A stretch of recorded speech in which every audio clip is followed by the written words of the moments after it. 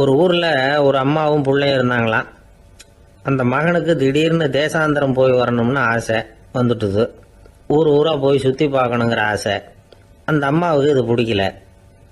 மகனை பிரிஞ்சு இருக்கிறதுக்கு அவங்க மனசு இடம் கொடுக்கல. வேணாப்பான்னு சொல்லி பார்த்தாங்க, அவன் கேட்கல.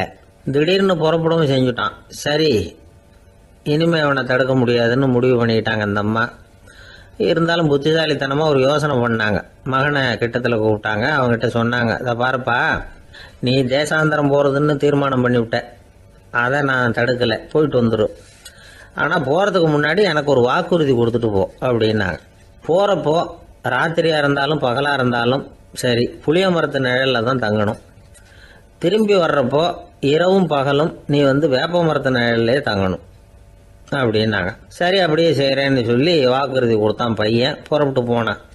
போகிற வழியில் புளிய மரத்து நிழல்